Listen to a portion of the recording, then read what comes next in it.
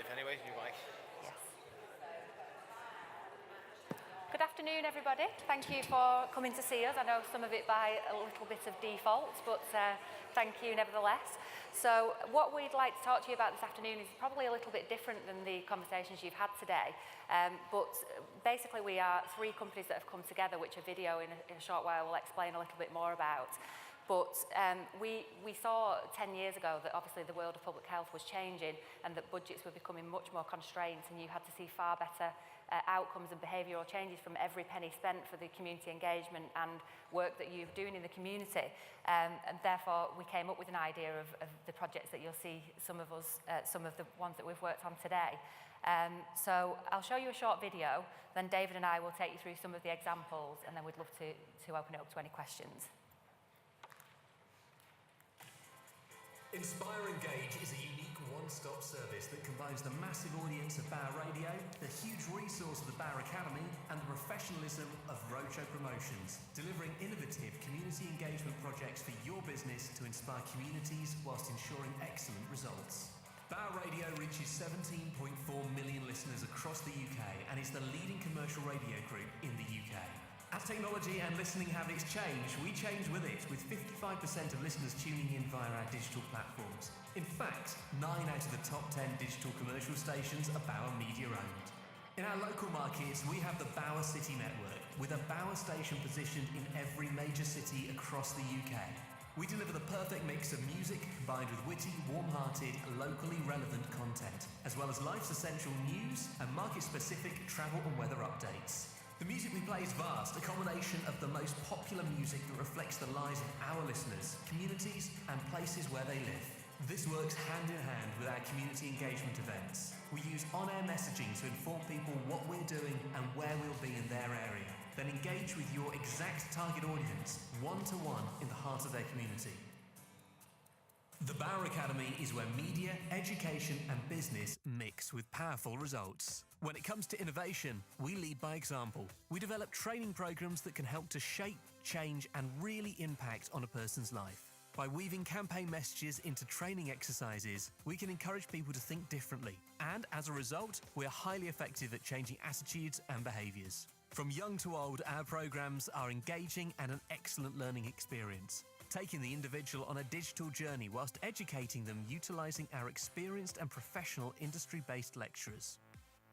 Our award-winning news team broadcasts direct from each of our stations. We have the ability to cover all aspects of your campaign and really engage with the individual communities to relay the importance of the message you want to get across. We are a trusted and respected platform for up-to-date information on both national and local levels. Roadshow Promotions are experts in professionally converted roadshow bus hire, including exhibition buses, training buses and health buses. Their single and double-decker health buses come equipped with up to 4 consultation rooms along with seating space for waiting visitors and TVs and DVDs for any audio-visual material, plus a variety of internal-external branding options. They have provided vehicles for a wide range of projects, including high-profile campaigns targeting HIV screening, sexual health, obesity, diabetes and public consultations. Together with our highly experienced street team, they get right into the heart of the local community to deliver a hands-on, engaging experience that always creates a buzz. Inspire Engage brings together all of these brands to give you a powerful, full package covering all aspects of a countrywide media and engagement campaign. All our packages are built on a bespoke basis, dependent on target audience, campaign objectives and desired outcomes. Today, we'd like to talk to you about some of the campaigns we have worked on and to show you how we can help you engage with your target audience with your specific messages. Inspire Engage, education and innovation for your community.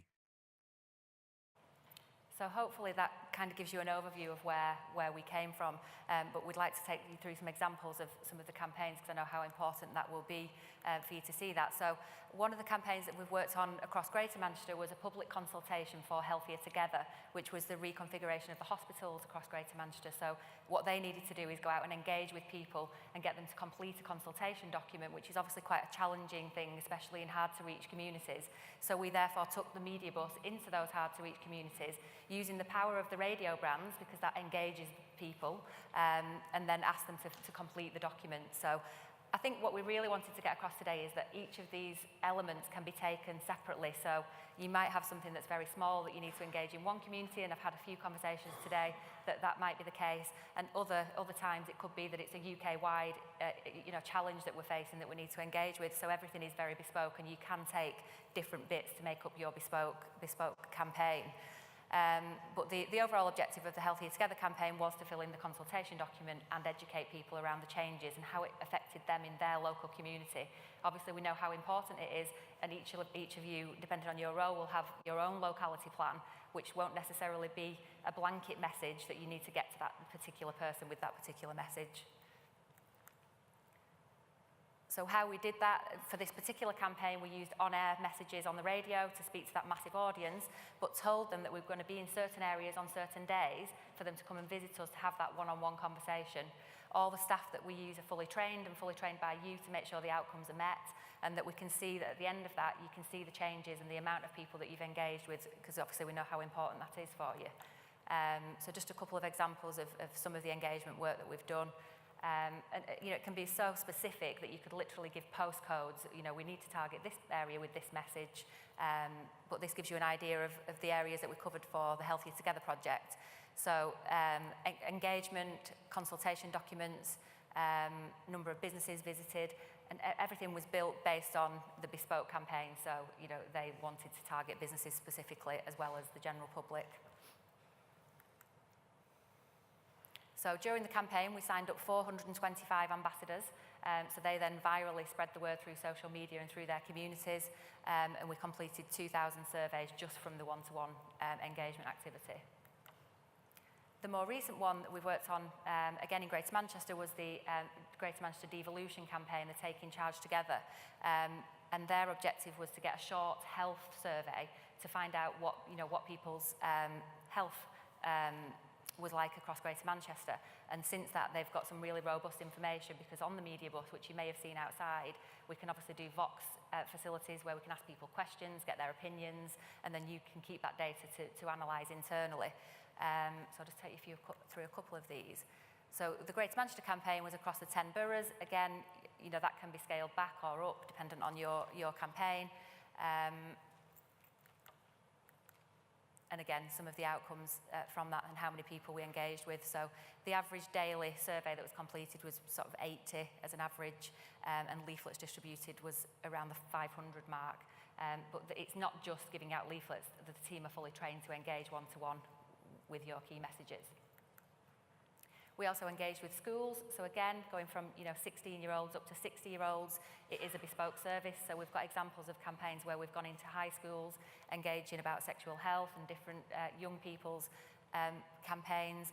And we've gone right up to bowel cancer screening programs with the Clear on Cancer campaigns, where we've actually gone into B&Qs on a Wednesday, because we know that 65-year-olds have a discount on a Wednesday. So it's very specific and very targeted.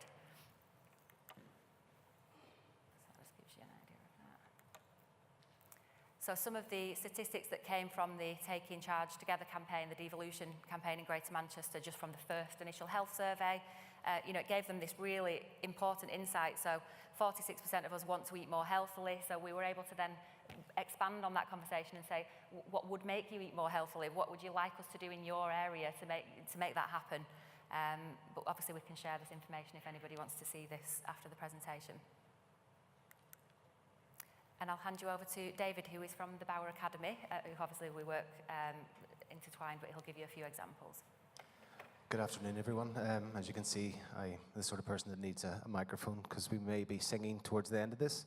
We are in the entertainment industry, so we like to leave with a song. So get your karaoke songs picked now, please. So yes, welcome along this afternoon.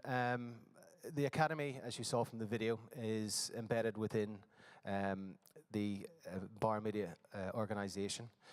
So what I'll do is I'll take you briefly through a few of those elements, who we are. So as you can see from the diagram, we are at the centre of education, business and media. What we've discovered is that the media has an enormous role to play in education. We have a responsibility for communicating messages that resonate in our communities. But more often than not, we find that the messages that are being disseminated into the communities are being created by people outside the communities. Stick with me. So what we've done is we've taken our educational ideas within our industry into the media industry. We're using media training as a platform to assist people find their voices, empower them with transferable soft skills which can be utilized across multiple disciplines, and thereby empower them to find their voice and then use that to whatever use they need. So where are we? We're embedded within our industry. As Joe was saying, we're one of the largest media organizations in Europe. As you can see from some of the numbers there, they're quite impressive. But we operate currently out of around about 20 sites across the UK. Not exclusively in the radio stations, but also within magazines and so on and so forth. So what do we do? The Academy is designed to be in an environment where funders can engage with target markets. They can talk to us about campaign messages that need to be woven into messages that need to be sort of disseminated through the communities. We are designed specifically to help change attitudes, to change behavioral actions, and to sort of basically sort of work at a grassroots level, sort of empowering people to find their voice, as I said earlier on. Up until now, we've worked with several major funding organisations, such as the Big Lottery Fund, Create a Skill Set, the Scottish Government, and we've delivered training to approximately 5,000 people. A couple of examples of some of the stuff we've worked on. In Scotland, we worked with Police Scotland on a project which targeted 18 to 30-year-old males. It was designed around sexual crime laws, and they were tasked with being ambassadors for the National Rape Prevention Campaign that was being rolled out at that particular time.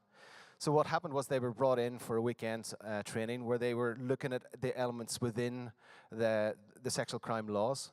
They were trying to discover the elements that applied to them or applied to their peer group and where the vulnerabilities within that actually lay. So when they first arrived at that particular training course, needless to say, their initial reaction was, I have nothing to do with this. This is nothing to do with me. I do not understand or recognize any of this. But as they got under the skin of what was being discussed, what the law stated, and what their responsibilities were to manage to stay outside that, stay within the law, sorry, it was almost like lights came on in their heads, how vulnerable they were, how close they were to maybe getting over that line and finding themselves in problems. So as a consequence of that, they then sort of find an energy within themselves to sort of, right, okay, well, how do we let our peers know about this? How do we create a message that will prevent other people stepping over that line and getting to a point where they fall foul of the law? So through the power of media, we gave them the skills to investigate the subject. They looked into it. They looked at the pros, the cons, and then were tasked with coming up with podcasts, adverts, being concise, using the correct language, so that they could then use that to educate their peers. That content was picked up and was used by the police in Scotland as part of their campaigning. It has been used on various other campaigns within Scotland, so they could then see that they had had an effect on the message being disseminated into their peer group. Another example, again in Scotland, but they are not all exclusively in Scotland, was Sense Over Sectarianism. As you can hear from my accent, I'm from Northern Ireland. We have a similar situation that occurs in Northern Ireland, and this is a project we're hoping to import there. So Sense Over Sectarianism was an intergenerational campaign. It was delivered over 6 weeks, and it was basically designed to change attitudes towards sectarianism. It was to dispel quite a lot of the myths around it and build knowledge within the communities that it was being delivered within. So the content sort of covered range sort of things like domestic violence, history, religion, football, education, and parenting. And what was happening was that people were being trained with journalistic skills, so they were sent back into their own communities. They were challenging family members around their attitudes towards sectarianism, but they were conversations that they previously couldn't have because it's a very sensitive subject.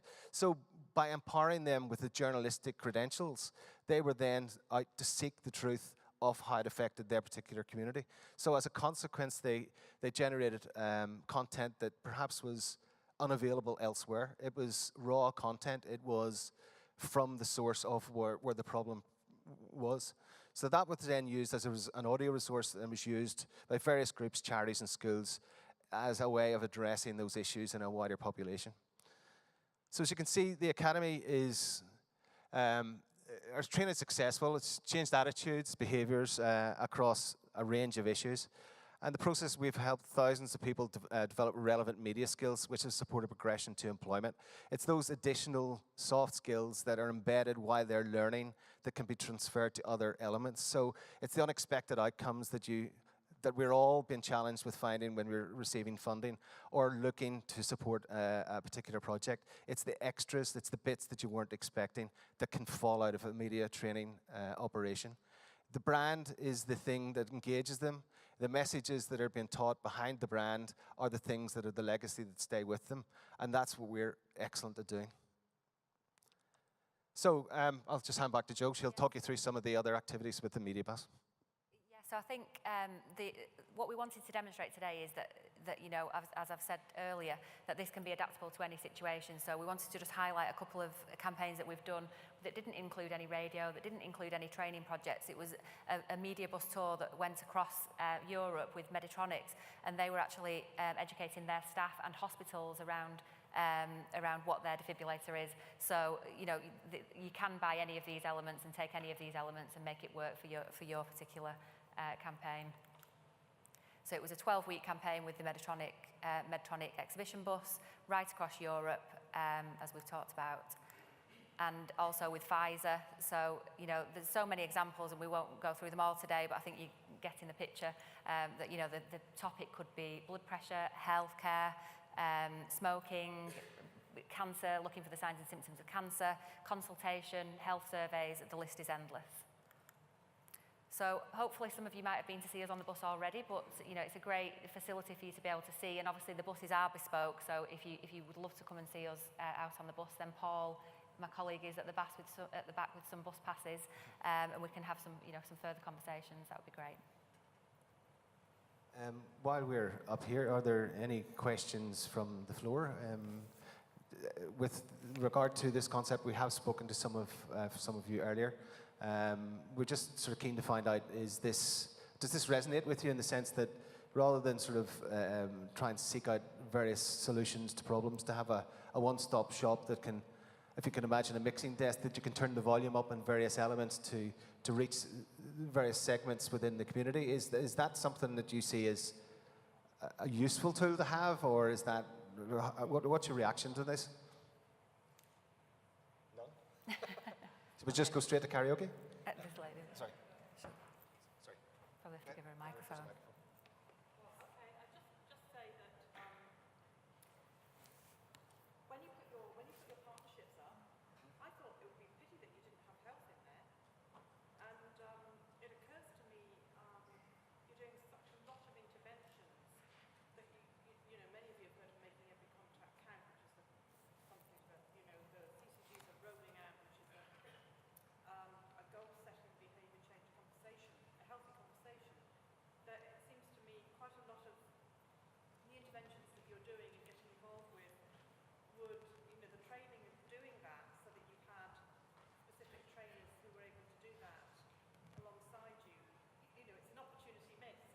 So I kind of just say promote you to, hi, just to promote you to work alongside health. I mean, obviously I don't know what your prices or your fees are, but it feels like there should be a more sustainable partnership there than actually one that's, you know, a contracting one. Yeah, I think within our areas that we've worked in so far, we do work very closely with other organisations. So, for example, the Taking Charge Together campaign in Manchester, we've worked very closely with the community and voluntary organisations, and Health Watch, you know, lots of where we can have that connection. So we would love the opportunity, you know, for us, the more connections we can have with us and the professionals we can have with us, the better.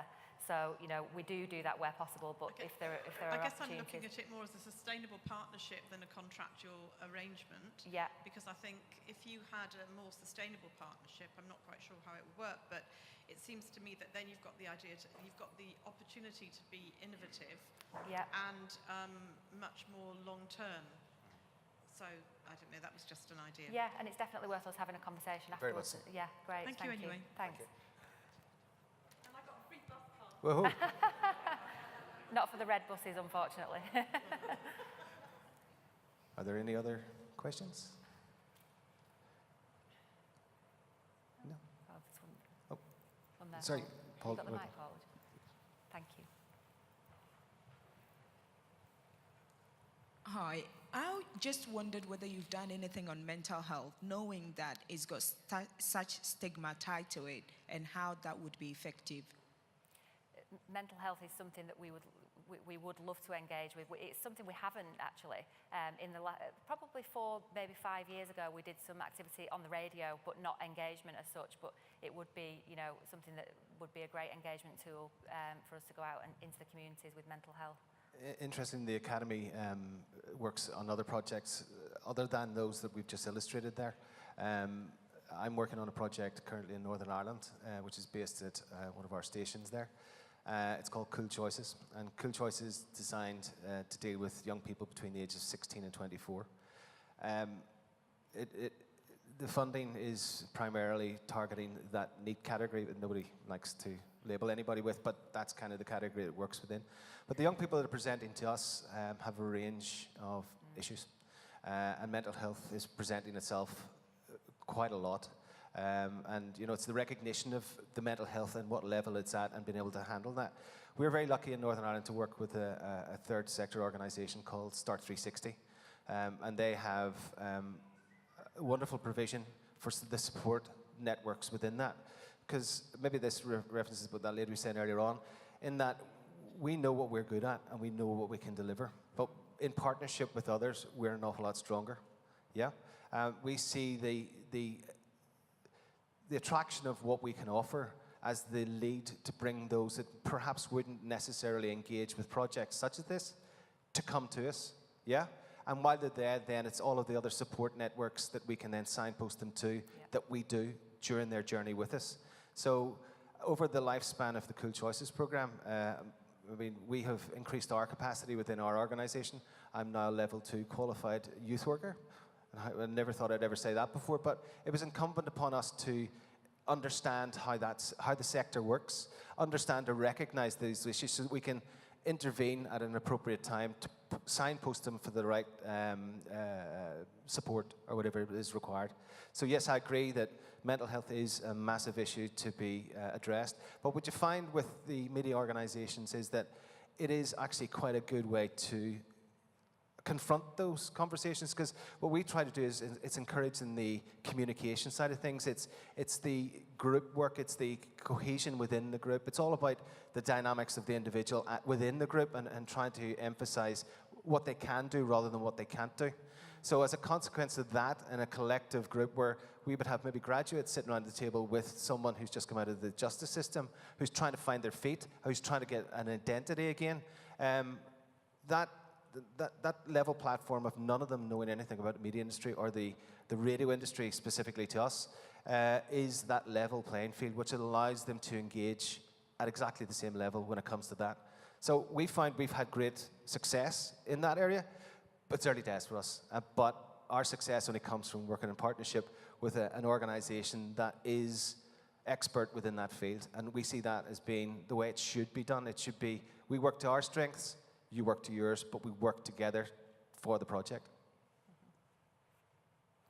Sorry, am I too loud? No, can I swap you? Are there any more questions, or? Oh. What have I started? Liz Hoffman from Biomed Central. I wondered if you'd done any research to look at the actual health outcomes of your Health Bus Academy work, or if you've not actually been able to demonstrate that conclusively in those terms.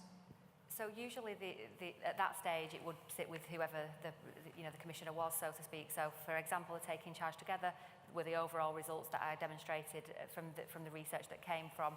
So we've only really got, I suppose, anecdotal stats from things like Be Clear on Cancer from the team that we worked with, of the behavioural changes that happened within their area and the increase in certain statistics and targets that they were aiming towards that we have shown, you know, success with. And I suppose it's like anything, if they continue to come back to us and use us each year, that also demonstrates that it's been successful and that they've found that it has had the impact that they need it to have over the, you know, over the campaign.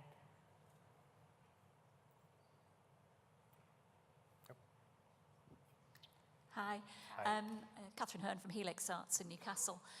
So you referred to funding, and I just wondered how that works. Do you do funding applications to Big Lottery? Do you take commissions from health services? How does all of that work? Well, we, as an organisation, can't apply for funding from the Big Lottery. We have worked in partnership with organisations as a delivery partner to